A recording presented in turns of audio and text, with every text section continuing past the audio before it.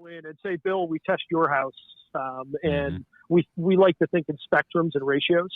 So a blower door where the blower door reading is equal to the square footage. So, Bill, how many square feet is your house? Roughly 2,100. Okay. So if your blower door was about a 2,000 or 2,100, that's pretty good. That's like a C+. So it's not amazing, but that's oftentimes enough where HVAC alone can fix things. Where the odds are we'd test your house and it would be a 2-to-1 or a 3-to-1 ratio. So you'd have a 4,000 or 6,000 blower door. Until you test the house to know what that is, you don't really know which direction is the correct direction. What's up, guys? So I got Nate Adams outside right now. About to do a home performance test on my 127-year-old farmhouse. And I am ill prepared. I'm just getting a couple things set up so I can record this whole process for you.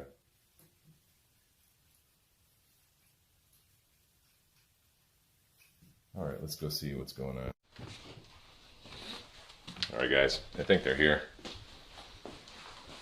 Somebody just pulled up.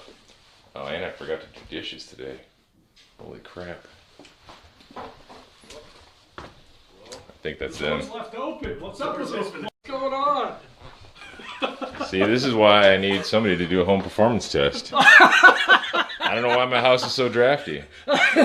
Your front door just opens. Actually, yeah, because the door doesn't really close unless you put the deadbolt on. There you go. So what's up, guys? Everybody, this is Nate Adams. Howdy. And Adams Nate. You're from Cleveland. Yep.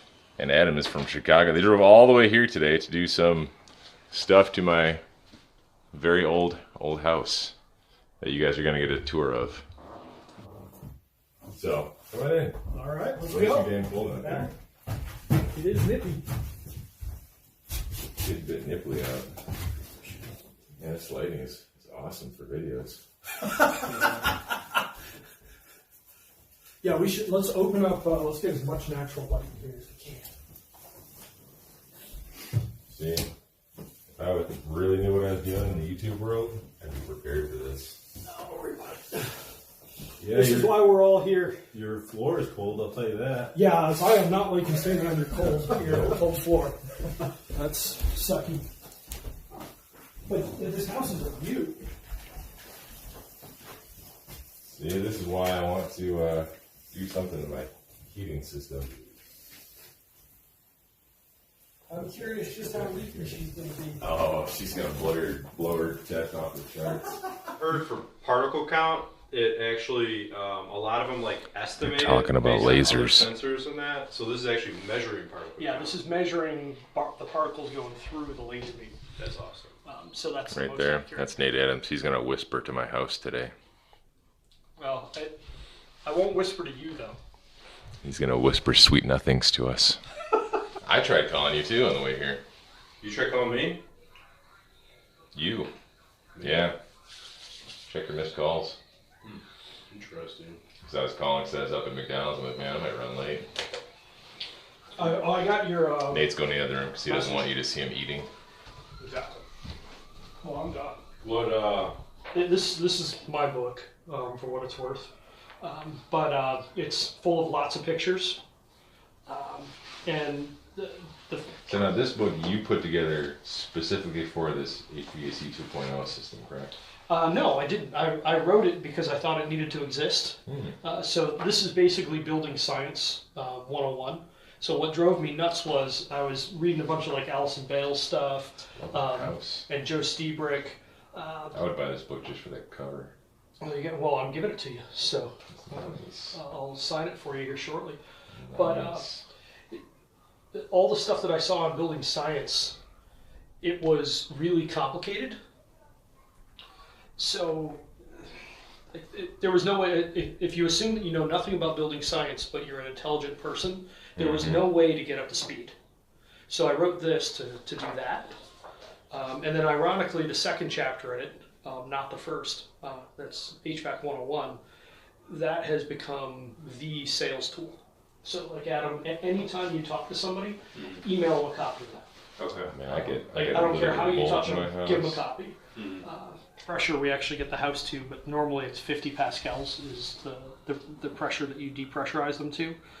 So when you do zonal pressures, if it reads 0, it's all the way inside the house, and if it reads 50, it's all the way outside, because you're creating that pressure difference with the blower door.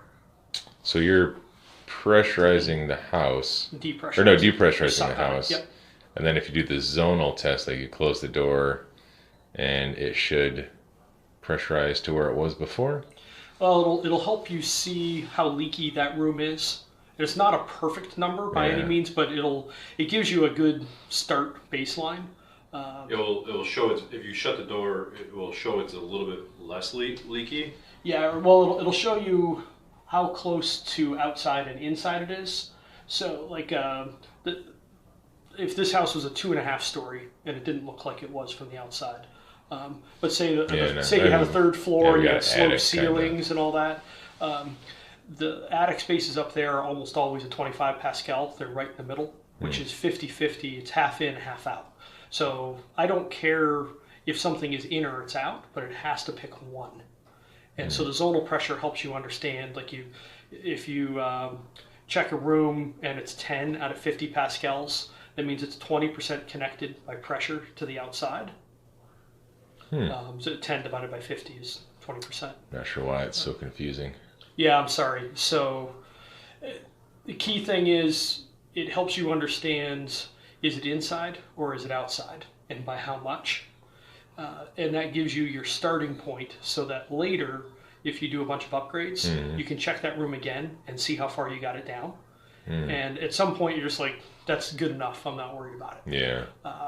Because nothing's ever going to be completely in or completely out. Like that's unrealistic. Do you like block off or tape off the door, or you just shut the door? You just shut the door. Like it's not like it's perfect, but it's a Right. repeatable test later. Yeah, like here, I have a door like right upstairs, like right at the entrance to the upstairs. Oh, sweet. So we can close the whole second floor? Yeah.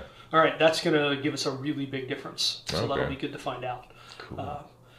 And this basically just helps you understand where are the big problems. So it's just a diagnostic check like you all are used to doing when you go find a broken piece of equipment. So I don't even know what the measurement is. When a capacitor's bad, what are you checking? Microfarad. Okay. So you have an idea just by pulling that measurement if it's shot or not. Yeah. And so this is kind of a quick and dirty. There's lots and lots more diagnostics that you can do, but the Comfort Consult is mainly about relatively quick and dirty diagnostics to help understand. So what's the path? You know, we can go this way or we can go that way, and this helps us decide which fork we take. It's not the complete diagnostics process. It's Yeah. just pretty good. It's not like this is your smoking gun, fix this, all your problems go away. Exactly. Yeah. In houses, they're so complicated anyway that we find a lot of people are going around and like, well, I got my little trim nail hammer, you know, dink, dink, dink, dink, dink. Let's see if that fixes it. It's like, sledge. Yeah. So it's just, how many times are we going to hit with a sledge is basically what it comes down to. I only want to hit it a couple times. Well, ideally, if you do it right, you do it once and you're done. You don't have to think about it anymore. Well, kind of segueing here. So over here in my old plaster walls, you seem to think like the outsides are like drilled and then foamed in, you think? Or probably cellulose. Cellulose? Is what they used. Is it cellulose? So that's not like spray foam then. Cellulose is just like that. It's newspaper. It's 85% newspaper. Oh, so like I was telling 15% fire retardant. who was I telling? Was I telling you that I was going to stuff my walls full of Kleenex? Yeah, that was me. Yeah, see? you were messing around. So yeah. I wasn't very far off. Not at all. See, so they really are basically stuffed with Kleenex. So in order to like better insulate the walls, and maybe we can get into this later, but I've often wondered if, because I'm gonna have the house re-sided at some point and tear off all the layers. And, Okay, you're gonna get rid of the wood siding? yeah, like I don't even know what's underneath. Like there's wood over here, aluminum over here, and then asphalt shingles underneath some parts of it. Yeah. So I don't even know like what's underneath that. There'll be but wood underneath it, just like most likely. Yeah. Well, just like the little bit that's on your front porch. Yeah. It should all look like that underneath. Somewhere. Interesting. So take that wood off, Maybe. or just put foam over. So that's a solution. Yeah. There's a lot of different ways that can go that depend on your budget. That is an ungodly expensive project there. So, to take the the boards off. I mean, if you're going to take all the boards off and then resheathe the house, you're probably not going to do that. I mean, I got a budget. and then reside, that's $50,000 if it's a penny. $33, yeah, something like that. Yeah. Up to and including $43. So I was under the impression that when you leave, Nate, all of my problems will be fixed today. Is that not how it works? You didn't read the email. I didn't read that book either. Yeah. And this is why you send emails to what to expect. That's right. Take a look. It's in a book. And if you didn't read it, well, there goes my hopes. I told my wife all our problems are going to be fixed today, so I guess that's not going to happen. So hopefully she's smart enough not to believe you when you say something like that. Well, I will not respond to that comment right now. All right, so order of operations, at least we probably just want to do like the comfort consult and run you through everything. You know what I forgot to do? I forgot to read that thing you sent. What, HVAC 101? That whole thing. Yeah. Damn it. Should I have read that? Yeah. Can you give me like the 10-cent quick tips?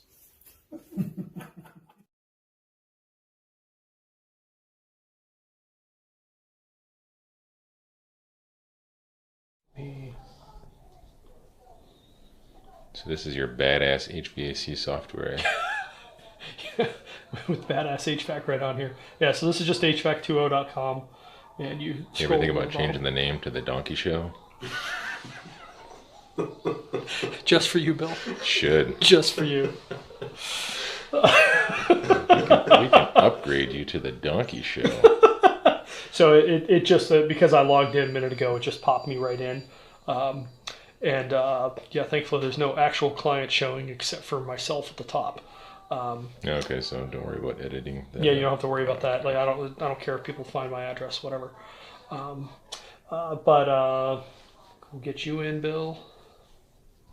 Are you a current client? No. So we set this up for CSRs. It's not perfect yet, but it's at least a good start. What's your email, Bill? CuriousHVACguy@gmail. Let's see. So now this is something you fill out on for every customer? Yeah, for every customer you want to fill this out. So you're essentially just setting up a profile, right? Exactly, yeah. But this does have the 4 questions in here that you can ask people. It doesn't do quite what we want very well just yet. But this is it works. So here's these are the 4 questions as we call them. We mentioned them earlier. So parts of my house are uncomfortable or sticky in the summertime. Is that not a problem or a big problem at your house? Yes, it's a pretty big problem. You don't have air conditioning, so. Yes. So on a scale of 1 to 10, where are you? I'd say probably like an 8. Great. Yeah. So we tend to stay pretty comfortable somehow with the shade and lots of thermal mass in the house too. It probably takes a while to heat up. Yeah. These big old houses cools down at night, and all the plaster in the walls absorb the. Yep, it's like an adobe house. Yeah. Or not really absorb the cold, more or less release the heat. Release it. Yep. Parts of the house are uncomfortable or dry in winter. Yes. 1 to 10. I would probably say, it's not terrible today, like probably 7. It is nice you have the radiant for that. That helps a lot. But if we're talking uncomfortable because of like temperature, then you're talking a little bit higher. But the dryness factor doesn't really affect me too much. The temperature is what I care about more. I just put that in here to kind of mess with people's minds, get them thinking about it. So should you be an 8 for wintertime? I would bump that up to like maybe even a 9. Okay. Just because we have such a variance of temperature between each rooms and floors, and you don't have radiators in some of the rooms. Yeah. That sucks. No wonder you want to change stuff out. Yeah. So then are there any health concerns, allergies, asthma, mold issues, lots of dust, no. Pests? So is it a 0? Yeah, that's a 0. Okay. Then are there any moisture issues, mold, mildew? In our Standing water. bathroom, we have a little bit of mold issues, but I'm pretty sure it's because when we take showers and whatnot, all the steam and everything just condenses on the walls. You don't have a fan. No fan? You know, Okay, yeah, there you the go. fan broke, and I've been meaning to replace it, but it's some sort of funky fan that I have stuffed up into the ceiling. And This has an automatic scoring tool in it. So see, your score is 17, adding up those out of possible 40. You didn't 4 give him- questions. You didn't give him a score on the mold. Oh, I didn't know. You're right. Thank you. So scale of 0 to 10, mold moisture problems in the house. What would you say? right, 3. Okay. So 3. So now you're going to be at a 20 score. Sweet. And like this is kind of fun. Here, I'll just go play with this. Let's just turn this down. So now it'll suggest a free quote, where before it had a comfort consult. But like I can play with this. You would probably want the husband and the wife together for this. Yeah, we should be doing a 2-legger, so we're not. Yeah, it doesn't matter what she thinks. Well, you won't get quite as much value, but you're going to learn most of what you want to learn. Okay. I'll play So, the but video. watch what happens here. So when you go above 12, or actually, oh, look at that. So right there. So if any of them has an 8 or higher, it suggests a comfort consult. So that's how this works. Because like if any one answer is high, you want to lean them in that direction. But this is meant to be a tool, so very soon this will be embeddable on a website. Oh, that would be awesome. So then they can go do this and they can play with it and see what happens, and they'll learn the logic behind it. So with the free quote, what is the free quote? Just like you have this system, we'll just replace the system. Like for sort of, like, let's for just like, change it okay. out. You know, we'll give you the option for a couple different things. Buy what you want, but no consulting. So hopefully it should avoid you having to do a bunch of the song and dance that is traditionally part of quotes. So they can pump you for a specification, and then like once you give them what you want and all this stuff, and you give them a price, they go to the next guy. Can you do this for cheaper? That's really frustrating to have happen. Well, I mean, do you actually give them, after you do the consult, like all the data? I mean, they're paying for it. Do you give them all the data where they could just walk away and do with whatever they want with it? Yeah. Yeah, you want to do that though? I just like in the past when I was doing, load calculations, the customer would be like, "Well, can I see the load calculation before I sign up with you?" I'm like, "No, pay a deposit and I'll give it to you." And So, they'll- yeah. you know, and it's like well, I'm not going to give you my work for free. You know what I mean? So most people are charging $300 to $500 for what we're going to do. So as soon as you have somebody pay you to do work, now you're not a salesperson, you're a consultant. So you just flip the switch in their mind as to what you are. So you're going to give them a complete specification of the load calc and everything. They can do what they want, but write your specs so they're hard and they scare people. And then they'll get fear pricing from other people. Because I had this happen a while ago. We had a $14,000 budget for doing a green speed. And my client went off the reservation. This client has done this a bunch, actually. He's always breaking what he's supposed to do. And so he goes and just gets a bid from some guy. And the bid came back $23,000. The guy was terrified of my specification and the fact that I was putting a heat pump into a 2,700 square foot house. So did he overbid it to get out of the job? Yeah, it was screw you pricing or fear pricing. But my client got it, and he's like, "Nate, what the hell? Like, I'm not going to pay this. This is stupid. This blows the whole project up." I'm like, "Did you call somebody that I asked you to call?" "No." "Let's call him." 13.5. Done. I mean, I have to, part of my job is to have an idea where the pricing is. And as HVAC contractors, this process is mainly going to sell HVAC. So I would expect that in like 95% of situations, you're going to sell a piece of HVAC and probably no shell work. So it won't move to the CPP, the advanced audit piece of it.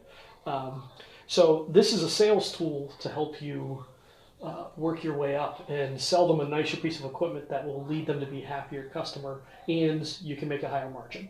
So everybody wins. But you have to build value. This is all a value building exercise. I mean, I think this, to be able to embed this into a website would be huge, because the people could it's not like I'm sitting behind a computer and this is spitting out towards you. You're entering all your own data and it's telling you what you need, you know? I mean, depending on where you are, it'll lean you one way or the other. So with a score as high as 20, it's just going to suggest a consult. But if you're like at a 10, it'll say either one could be fine for you.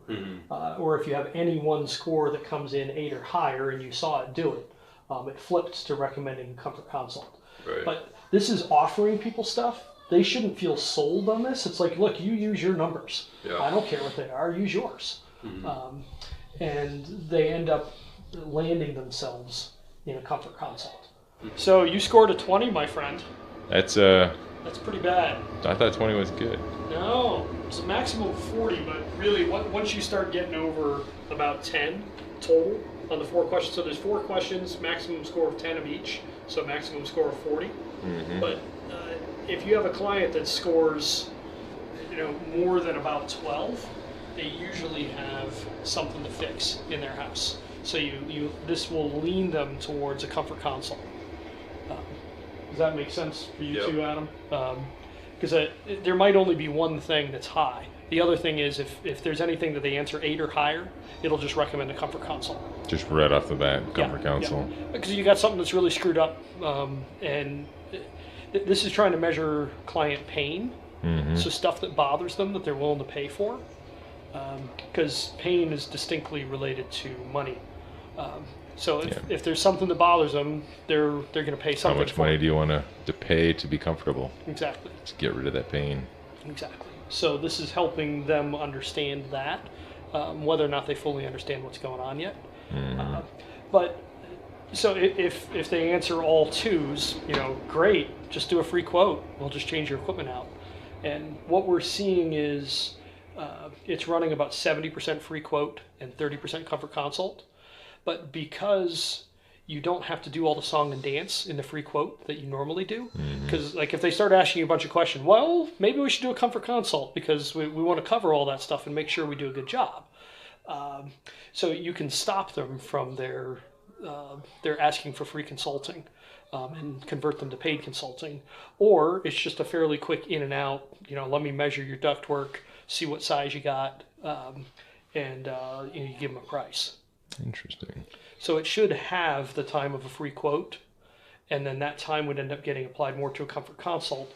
And the comfort consults do take a while. I mean, most people spend like somewhere between 2 and 3 hours on a free quote when you consider drive time, being on site, and writing stuff up.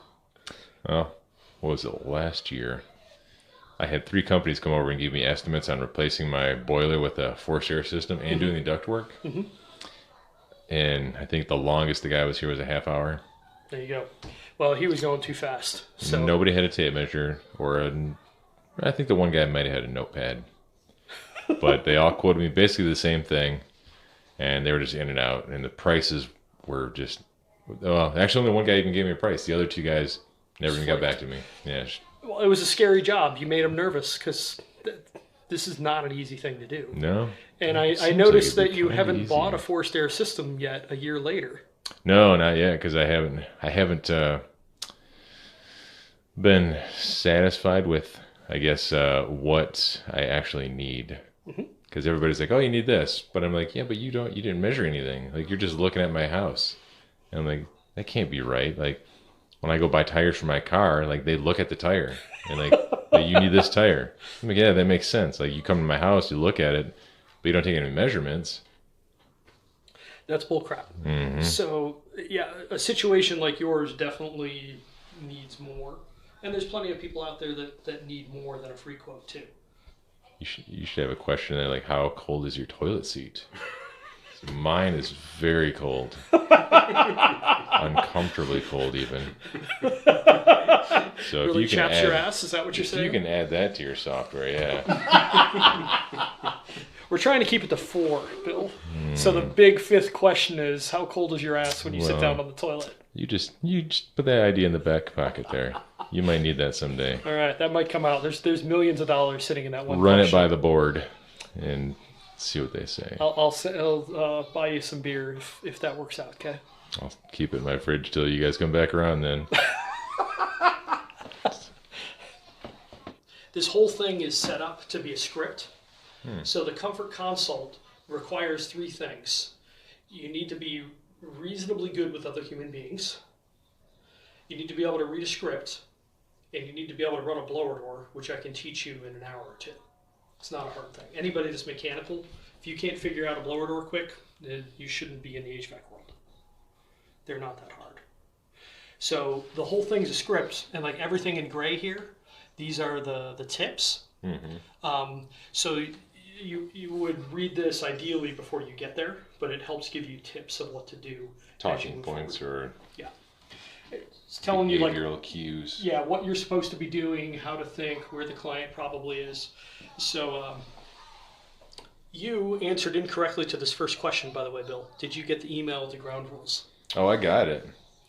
Yeah, but you didn't read it. That's right, but your question doesn't say that. I got the email. It didn't say, did you read it, though? I'm saying no. Did you? Okay, so I'm going to change that because of you. You should. So, cold toilet seat, and did you actually read the damned email? It's a loophole I just found in your system.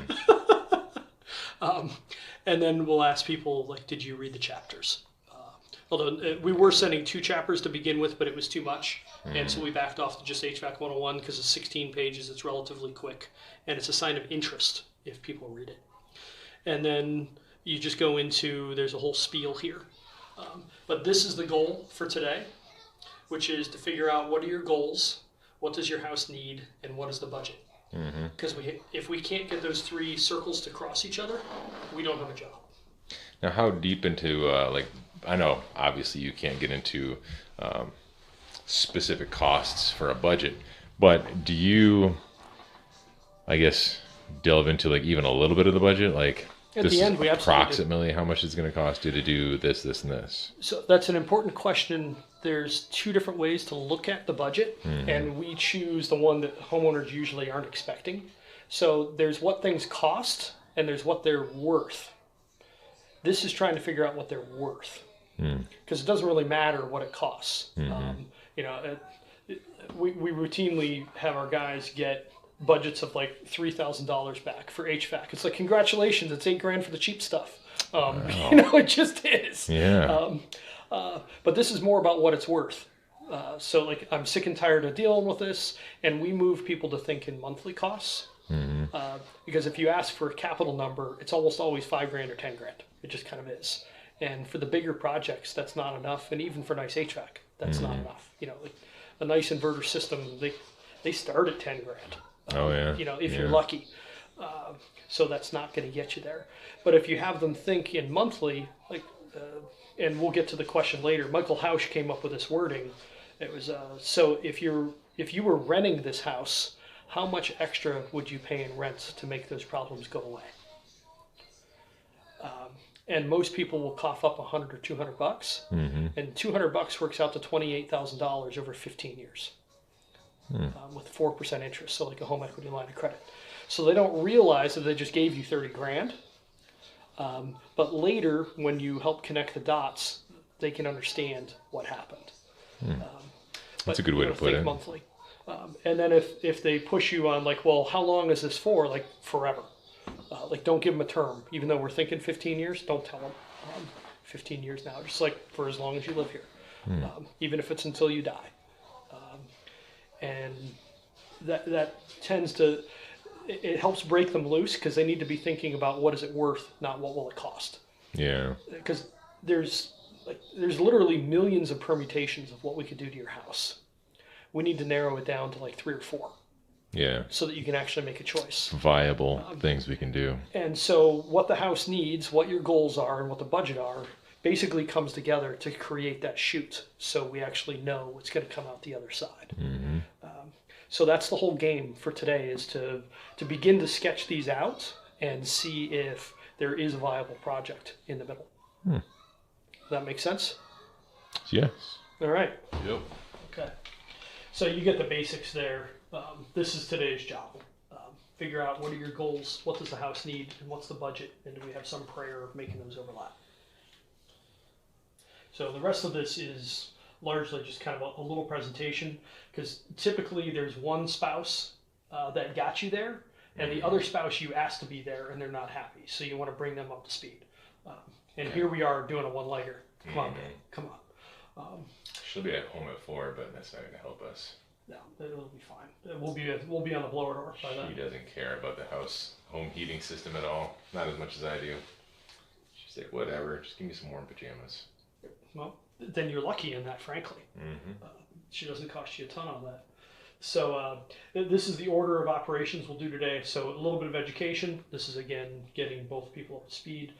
We'll clarify goals. There's a lot of questions. There's an hour's worth of questions. We'll take a look at the HVAC. We'll run the blower door test. Then we'll sit back down and we'll prioritize the goals and put a budget on the whole thing. And again, this budget is what is it worth, not what will it cost, because those are two separate things. And then we'll talk about next steps. So here's the basic building science education. So stuff that you want to solve or any clients want to solve fall into these 4 buckets. So there's either comfort issues, hot and cold rooms, health and safety issues, carbon monoxide in the basements, kids with asthma, allergies, things like that. Durability is all about moisture, things that are causing things in the house to fail. And then the last one is efficiency, and this makes a really bad goal. So these are actually worth something to people to fix. Efficiency, as soon as you bring it up, people are like, so does it pay for itself? No. Like these projects have paybacks in the centuries, usually. Yeah. Because realistically, you're paying maybe $1,500 a year to heat this house. So even if we can knock $750 a year out, fully half, which would be absolutely heroic to be able to do something like that. A 10-year payback maxes the project at $7,500. You can't even buy HVAC, let alone ductwork. No, definitely not. So there's no payback, and like so that's an unreasonably high amount of savings, and an unreasonably low project amount. There is no payback on this. The payback is your house is comfortable. Mm-hmm. That's basically what it is. I can live with a little bit more happiness. Exactly. So there's 3 things to control. So you want to be able to control airflow, heat flow, and moisture flow. This is the physics of how the house works. And the most important of these by far is the air, because heat and moisture travel on air. Mm-hmm. And then there's 2 different ways we have to control this. First, we need to control air, heat, and moisture going in and out of the house. So that means the house has to be relatively tight so that it's not just open. Right now, your house is going to be like this boat. Like for sure. Like if this house was a boat, it would be on the bottom of Lake Michigan. That just is. This drawing alone should be good enough to get people out of the mindset of like, well, just replace it with whatever was in there before. Exactly. Yeah. Well, we got to test and see if is this a problem? Mm-hmm. And if this is a problem, do we want to deal with that? Because the house as it stands and the house once it's upgraded will require 2 different pieces of equipment in most cases. So if you replace the HVAC now and then do your upgrades, the equipment's going to be wrong enough that your comfort's going to be bad again. Mm-hmm. And then if you want to fix the comfort, you have to replace the equipment again. So we'd rather size a house to where it's going, not where it is. Yeah. And so the load calcs we run for this show where the house is and then where the house would be with reasonable upgrades. So you might even run into a situation where like eventually the house is going to be at this level of tightness. So you're going to need almost like a smaller system. Whereas right now, if I were to upgrade it, I'd be like, well, you're going to need an 80,000 BTU furnace. Yeah. And then that's for right now with it leaky as it is. Mm-hmm. So that makes sense. Yeah. And so if you did an 80K, that's usually a 4-ton drive. So it'd probably get a 4-ton heat pump or air conditioner on top. Mm-hmm. And probably a 60 and a 3 would be more appropriate. Or if you get the house tight enough, a 3 or 4-ton heat pump on its own may be the right piece of equipment. Interesting. So it just depends, but you want to understand what is the spectrum there. Here's the house now. Here's where it could be under absolutely ideal conditions. Here's where it could be under achievable conditions. And then you can make an educated choice of your HVAC system. So the second piece of controlling air, heat, and moisture is inside the house, and that's obviously the job of the HVAC system. But first, we have to see, is the house leaky or not? And like, if you have a leaky boat, are you going to replace the bilge pump or upsize the bilge pump?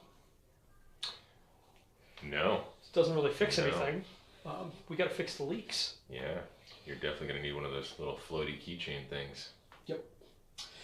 So it's funny, I'll probably be changing this slide out as we move forward, because this comes from, my background is more insulation than it is HVAC. So HVAC has been a really hard freaking thing to learn. The last 4 or 5 years have just been intense trying to figure this out. I'm trying to learn it myself. It's not easy. And the deeper you get, the more you realize you don't know. That's insane. So these are the 5 priorities of home performance. So if you want a house to work right, I was having trouble getting the point of air sealing across. I don't have that trouble anymore. I don't know why. Should I air seal? No, you should just go right to HVAC. Yeah. Let's just upsize it. Give me a furnace the size of a semi-truck. So this still basically applies, but you may test a house and find out that the air sealing and insulation are good enough. And about half the time, it's close enough. Like you could do more, but the nice thing when you get a newer house that's relatively well insulated and air sealed, the right piece of equipment today and after upgrades is the same piece of equipment. So it's not a big deal. It doesn't really matter. It's like, okay, let's just put this size in and we're good to go. Houses like yours are hard because it will be 2 different pieces of equipment for where the house is today and where it would be. Once it's air sealed. Yeah. So this is the way that it works, but we're surprised by how many houses can skip this. Because in our practice, we only have the bad houses find us. So we're like, oh, they're just all bad. Look how bad all these houses are, because all we get are the basket cases showing up at our door. But in the HVAC world, you're dealing with the public. It's everybody that shows up. This alone makes me glad that I don't do residential HVAC. Because the amount of, in the commercial world, we don't have, like, you can't go to the owner of a dollar store brand or whatever and say, hey, we need to blower door this store. And like, for what? I don't give 2 craps about anything. Just change the equipment. Yeah, just put a bigger one up there. I don't care. I don't even have to. So this whole world is new to me. Well, it's good if you learn a little bit of it. It still cross applies. So my partner did a commercial building. It was an office years ago, and he ended up using residential equipment. He did 2 green speeds on it, and it was an Energy Star certified building, or maybe it was LEED. It was one of those. Actually, it was LEED, and the energy use on the building was so low that it was actually below the modeled range. And they said, if you actually want us to certify it LEED, we need you to get your energy use up like 5,000 kilowatt hours a year, which was crazy. So they can work really well. This is basically a good way to look at the mindset of how we look at projects. So this red line here is what we call low-hanging fruit thinking. So over here, this is stuff that happens. This is benefits and results. And then the other axis is work that you do or money that's spent. So it's, work and results. And typically what a lot of people think is when it comes to fixing stuff in the house, I'll do a couple of things and it'll make a huge difference, and then doing anything more doesn't matter. So everyone's trying to optimize for this point over here. Yeah, right at the curve. Yep. But the problem is, the reality is houses move like this. The first couple things you do don't change much, and then they start to really move. So where you actually want to optimize for is up here, where spending more money doesn't bring a lot more results.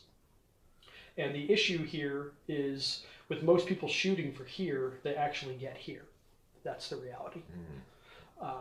So the whole process in HVAC 2.0 is trying to understand, where is this point?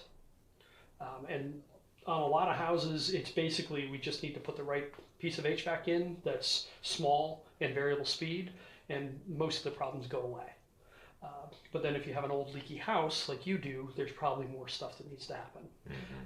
But it always cracks me up here when somebody's like, oh, we can fix this problem. They're like, ding, ding, ding, like tiny little hammer. It's like, we need the sledge. Yeah, you're not going to fix it. Yeah. I can't spray foam like I wanted to. No. That's just for annoying Corbett Lunsford. Which is okay, because he's not watching this video. He'll hear about it. So this is that same curve looking at it a different way. So we think a lot in odds of success. So houses and buildings are complicated systems of systems. So you can't just do one little thing and have it actually move the needle. So you want to be thinking more like a doctor. It's 50-50 odds, it's 80% odds, whatever it might be. And what we want to try and design for is to get above 80% odds of success. That's a lot of what we're thinking here. And the issue is traditional contracting is usually playing in this little bit here. And then there's other systems, like I love the passive house system. That's I joke, there's difficult, there's insane, and there's German. This is the German standard passive house. And it's crazy efficient, crazy tight, but it just isn't achievable for normal people. Like turning this house into a passive house would easily be $500,000. Wow. You're not going to do that. Nope. It's just not going to happen. Out of my budget. But we don't need to be going off over here. We want to find the sweet spot. Yeah. So Yeah. what we're trying to think about is get enough measurements, enough of an idea to be comfortable that we're going to be in the 80% or higher odds range. That's what we're trying to figure out. Does that make sense? Mm-hmm. So it's just a big diagnostics process. And that's it for the quick little intro. And then we start with warm-up questions. Because if you go straight into pain questions, it's too early. You need to get through the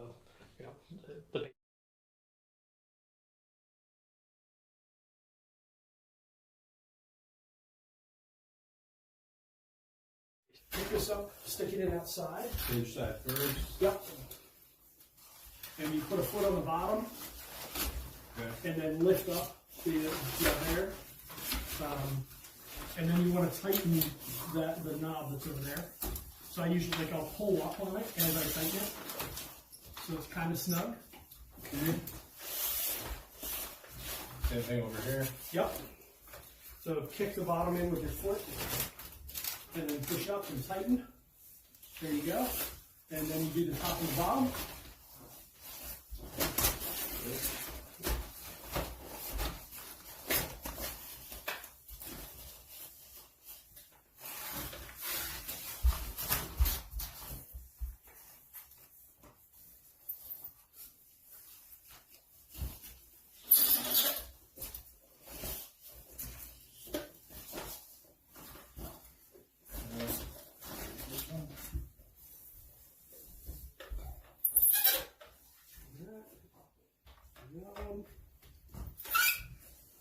And I usually kind of just give it a shake test.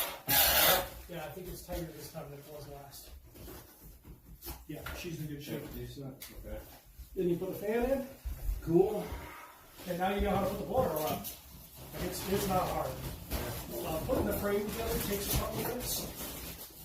Yeah. That'll work. Good. And then here's your hose. So you might start with that end and do the bottom first. Okay. Yep, yellow to yellow. Yeah, then the red goes last. That's up high. Which one does this go to? So Goes to in. I Okay. think it says. what is the out for? You can put multiple fans together Okay. because they'll do full building tests running like 30 or 50 fans for giant buildings.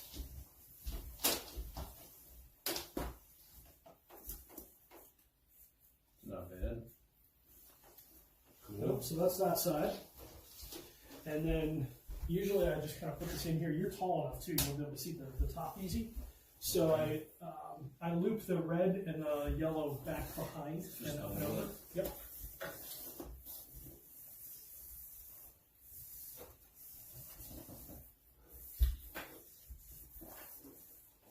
And that's how it goes in the bottom of it actually. Oh, It's confusing. what is the other one for? The same thing if you have a second board door? Yep. Okay. Or am I wrong? You know what? No, I take it back. It does go, the Cat 5 does go on the top. My bad. I haven't used this that incredibly much.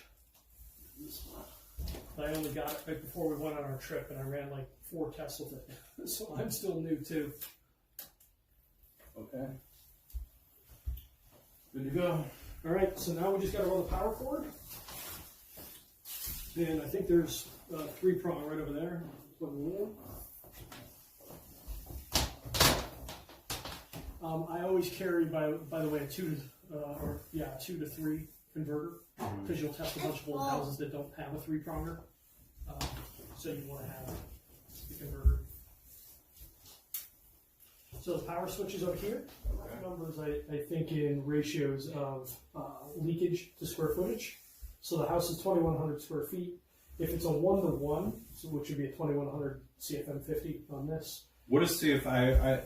I was trying to keep up with you guys, like the CFM 50 thing, because that's like something you guys started, right? It's not a... Yeah, that ratio, yeah. It's although Minneapolis Blower Door actually had it in their manual too from years ago. Okay. It's a really good kind of rough way to get a quick idea of where something is. Okay. It's not like the best number in the world, but it's pretty good. Well, what does that mean, CFM Well, CFM 50 stands for cubic feet per minute, Yeah. 50 pascals. Okay. So 50 pascals That's is like the pressure. We're going to baseline. try to get that to. Okay. Yeah. I don't know that we're going to be able to hit it. Right. So like a 1-to-1 is decent. That's like a B minus. Mhm. So like you're definitely not top of your class, but you'll make it through school. And at a 1-to-1, fairly often HVAC can control a house. Okay. So like if this had a 2,100 blower door, you know, maybe we wouldn't even bother with shell work. We'd just put in HVAC and move on with life. Okay. 60s and 70s houses are usually in the 2-to-1 range. Oh, So this would really? have a 4,000 blower door. And this era is routinely in the 3-to-1 range, which Okay. would be a 6,000. 6,000 for the hell of it. Mm, Do you want to take a guess, Bill? no, please. Actually, that's an order. Take What a do we guess. get to know? The blower door. So I'm betting that your house is about 3-to-1 from experience. But it may be better, it may be worse. So you're guessing 3-to-1? So which is a 6,000 blower door. Since I am just guessing numbers, not really having any idea of the science behind it, really. I'm going 4-to-1. 4-to-1? Okay, 8,000? I think it's going to be closer to 7,000 because of this Porsche. Okay, let's find out. I mean, I don't really know either. I've seen this happen twice.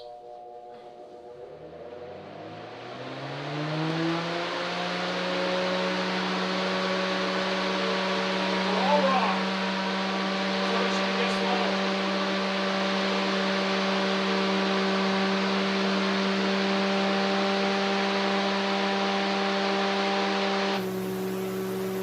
We're all wrong. Somebody should have guessed low.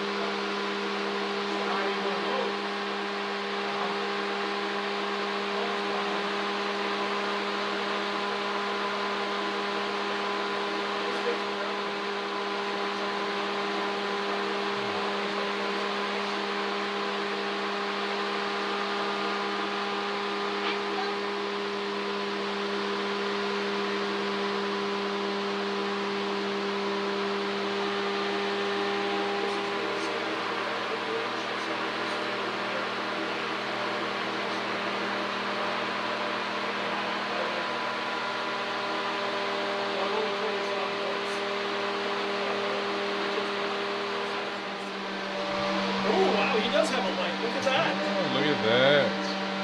So what are we looking at here, Nate? All right, so this is the zonal pressure of the basement. So this can be a little bit confusing, but right now the blower door's running, and we're creating a 50 Pascal difference between outside and inside. So we have this tube running underneath your basement door,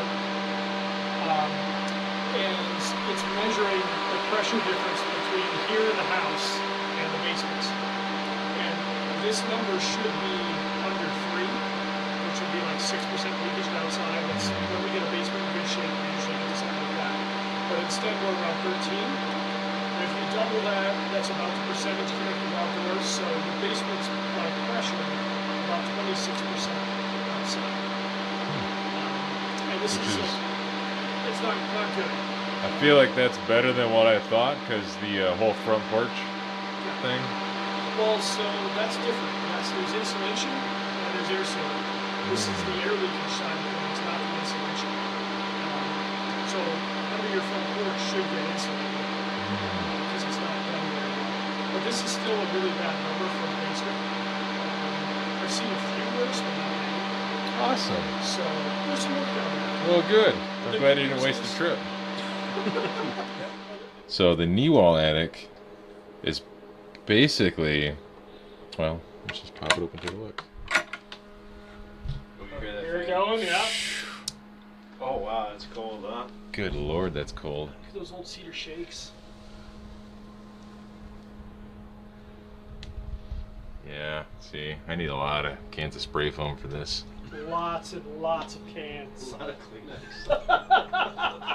See, you know, the Kleenex. lots of mouse poop in there, but I can't seem to get a damn mouse in one of my traps. Well, Adam, you want to trade places with him and see if you can get a pressure on that? Yeah, that just blows it right open. That's ridiculous. Actually, I'm going to run downstairs. So that's better than I usually see, ironically. For a Why do you knee wall want attic? this? If it's outside, it'll read 50, Okay. and the attic should be outside the house. Okay. So this you shouldn't is- be heating your cooling. But it should be better insulated or better sealed, so it's not. Yeah, it's still not great because it's still 20% connected to the inside. Yeah. But usually when I test knee walls, they're 25, so they're half in, they're half out. 25. So you passes, want that? 50. If anything, though, what he would want to do is make sure this wall is sealed and this door has a better door or better Something like seal that. or whatever. Yeah, there's a bunch of different ways to get there. Okay. It just takes some more thinking to figure out which way is the best way, and So that's interesting. so that's normally what I see in spaces like this. Was that number again? 24.2? Yeah. In the master bedroom? That's 40. Now, you're saying that's really almost good? 50%. That's 50% connected to the outdoors. Yeah, that's So our really master bad. bedroom is like 50% Outdoors. outdoors. Yeah. So we're almost like going camping every day. There you go. You like camping? You do it every day. That's amazing. No wonder I'm so cold. This one doesn't show. You just do your best if you can, and if you can't, whatever. So this one's not terrible? Well, you can't shut the door, so it's going to be worse than that. Well, that and over there, underneath that little tub where I think they had a built-in shower at some point in time, Yeah. there's a vent that goes behind that used to be an old dryer vent. Now, I insulated it really well. I stuffed an old towel into that vent. So That's really, really well right there. I'm Really pretty sure Corbett Lunsford would be proud of me too. Are you friends with him? Do you know well. him? Who's that? Corbett? I like to give him and his little tiny house stuff. See, another thing is I have this attic access, if that makes any difference. Oh yeah. Oh, you got a random couple of can lights in here too. Yeah, I can feel man. air Oh moving yeah, over it's coming right through there. You here. I can feel totally it coming through it. the can lights. Here's sub panel number 2. Oh, look at you. You even dated it. And I even have a rope ladder in case we catch fire up here. Woo! Just so you know. Safety first. See, this is where I want to put the other furnace because I got gas hookup, I got electrical. I can go right up through here, Boom boom. run ductwork to all the rooms, drop vents down, Bada bing, bada boom. call it good. But see, like these walls, I think have been like insulated at some point in time. They don't Yeah, I bet feel they as have. cold, Yeah, you're right. Those feel pretty good. like not as cold as the other exterior walls. You know, somebody took one of your attics and just finished it and made it this, which is awesome. Yeah, this is Great. this is what I want to do to the other knee walls, but I don't know if the other knee wall in the master is like really big enough to do anything as far as finishing it. Yeah, I don't know. Because it is kind of tiny, but it would be kind of a neat little space to Well- hide my dinosaur collection at least. Well, you could turn it into a like built-in or something like that. Yeah, Make open some it up. nice little space. Yeah, Yeah. that's not a bad idea. Yeah, we'll chat about that. 10.7 bathroom. Bathroom 10.7, okay. All right, so what are we looking at here now? So that's Your infrared of leaky my floor? floor. So my floor in certain spots, which are the purple spots, it's 36 degrees. Isn't that fairly normal to leak through the floor though? But what we're seeing is the whole sum of the whole first floor and the basement coming through the floor. Well, maybe we might also be seeing air coming from like the front. It's oftentimes coming like, in between the first and second floor. the air that's coming from there, but it could be coming from all sorts of different places. Okay. This house is so leaky that it's just like, yeah, good luck. Good luck at actually pinpointing where it's Yeah. leaking from. This is why we say you get out the sledgehammer, because if you're going to make this better, you're going to just have to hit the house hard. 30 degrees. What air leakage Alright, looks so like. we are looking at my attic space and something that Nate calls perfect air leakage. It's a perfect visual representation of it. See how it looks like fingers coming out? Streaks. That's what air leakage looks like. 42 degrees. I don't know, actually when you get close to the edges of it, it's more like 20, it's basically outside. Yeah. 20 degrees. Got to those 19. A nice cold day for doing this. You can see everything. Oh, look at right Oh, there. geez, look at that. Yeah. Yeah, so that is a chase, Adam. That's what a chase looks like. A plumbing chase or something they Something. did right there. Yeah. Plumbing chase? Yeah. There's another one right there. Well, that makes sense. You can see the drain lines. I think you're on that wall cavity there. That line up with that drain line coming up out of the top. There's some in the corner. Oh yeah, look at around the can lights. Well, those are easy in LED retrofit kit. How is that so purple? Alright, so now that we froze my house and we all have hypothermia, what are we looking at here now? All right, so we asked questions, and then we did the blower door test, froze your house out, looked at the house in infrared, saw all kinds of crazy stuff. But now we need to prioritize what you actually care about fixing, and that leads us towards a budget. So in prioritizing goals, I don't know that you're going to have a ton of goals from what we've talked about. I mean, your biggest one's probably going to be you'd like to switch to forced air. But sometimes I'll get people that give me 6, 8, 10 goals, and I need to know which ones they care about the most, so that if we can't hit some of them, I have an idea of what I want to aim at. Like a range to hit. Yeah. So we like to prioritize goals from a 1, I don't care, to a 10, I don't care what it costs, fix it now, which is no budget. So somebody always has a budget, so 9 is usually the highest that people will give. But in the priorities, and like again, here we are, like there's a whole script for how to do all this stuff. But you just type in like what you want to do. So add a forced air system is the first thing that comes to mind for me. From what we talked about. So on a scale of don't care to fix it now, where is that for you? Well, if we're doing forced air, should we do forced air before air sealing, you think? Or does it...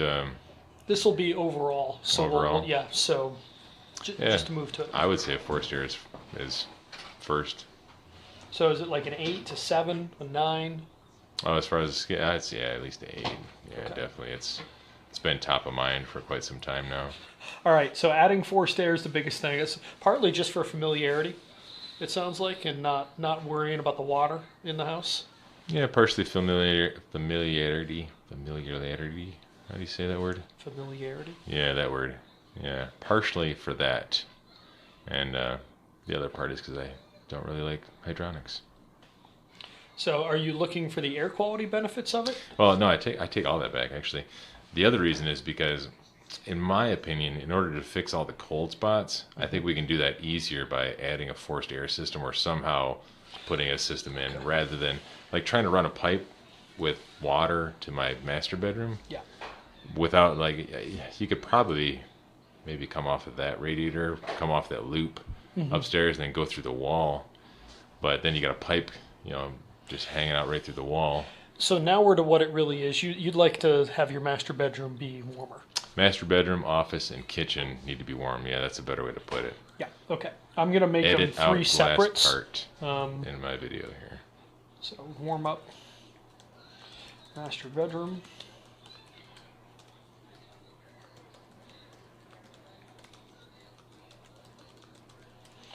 because that's a huge swing. It was cold in there. So we'll start with the master bedroom. So with thinking of just making the master bedroom comfortable, where is that priority-wise, 1 to 10?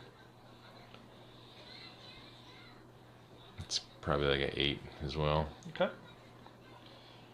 It's sort of what spurred all of this, and then delving into the other rooms as well. So the office, that's probably a little bit lower. You spend a lot of time in there, though. Yeah. It's probably getting that up to speed. 5, 6.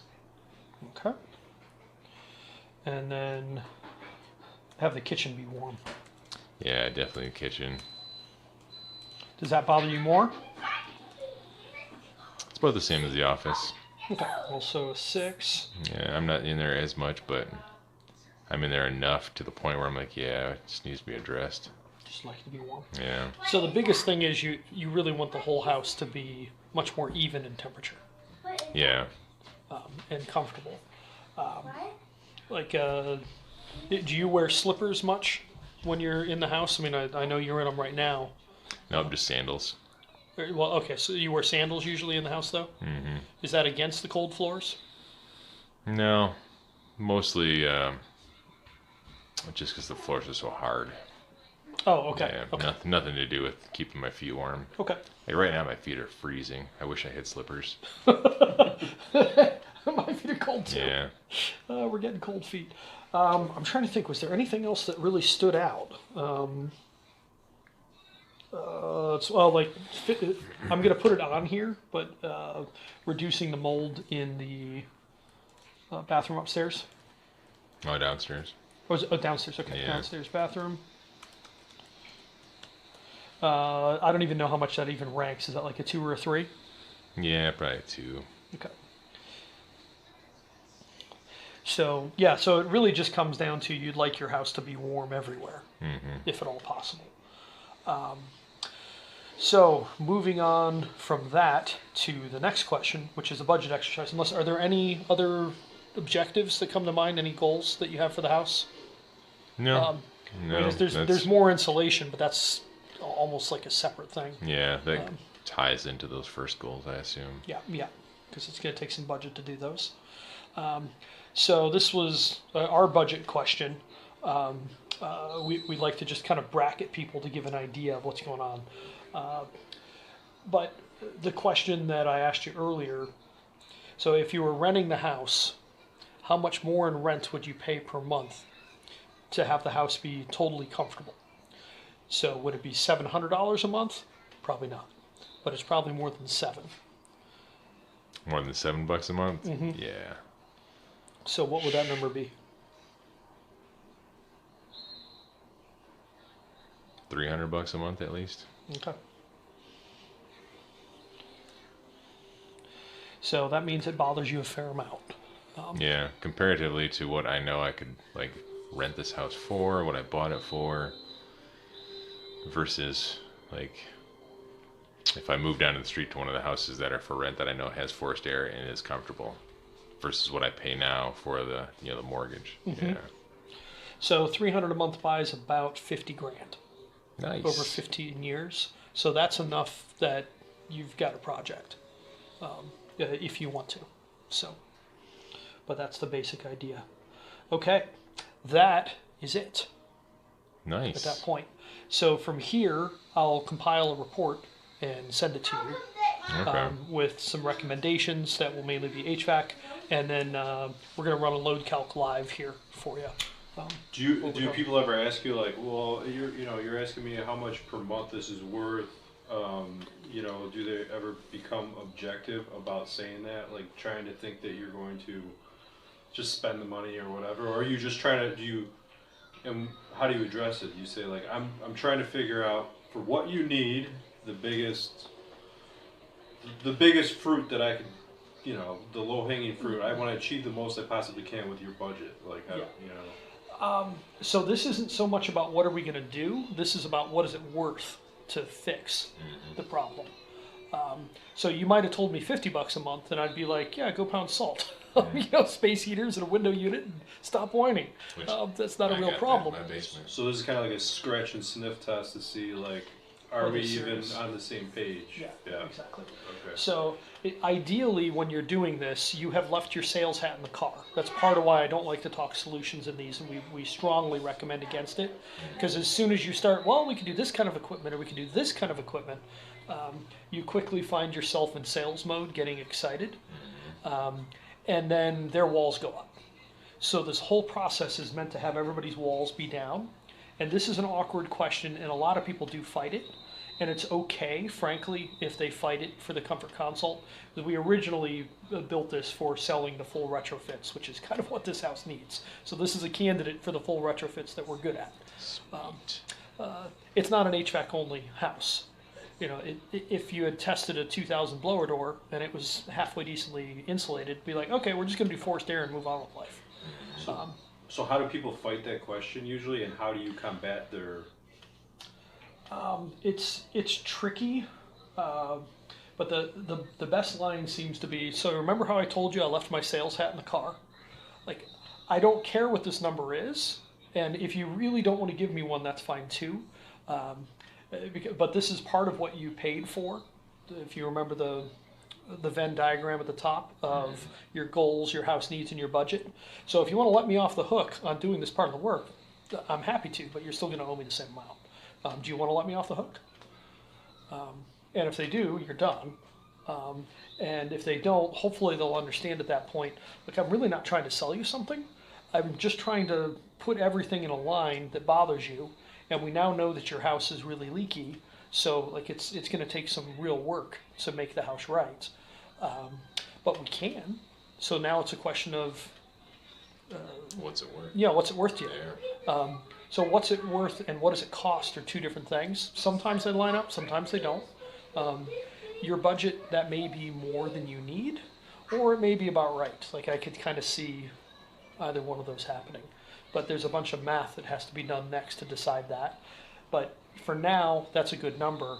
And like if they gave that to you for HVAC and you were just going to put two systems in, relatively simple systems, that may be more than you need. Because if you're going to do some simple ducted minis or like single stage furnace for the basement or something like that, that's not a crazy expensive duct install. So 50 grand would surely do you. 30 might. So anyway, that's the deal. Priorities and budget are how you end the comfort console. Nice. Seems pretty simple. That's the idea. All right, guys. That wraps it up. A day with Mr. Nate Adams and that guy, A-Team Adam, the two Adams right here. Now, just so you guys know, this video was filmed safely. All of us got rapid testing. At least I did last week. Nate did earlier this week, was it? Yep. And then Adam, he got rapid testing, probably in an alleyway behind a theater before he got here. Point is, we're all being safe. We're not wearing masks, as you can tell, but we all passed our tests, so no hate, all right? Big thanks to Nate and Adam for showing up. Super fun time. Hope you guys enjoyed the video. If you have any questions or anything, hit me up. Email is going to be down below. You guys all know Nate. I'll put a link to his email down below as well, all right? We'll see you guys. Later.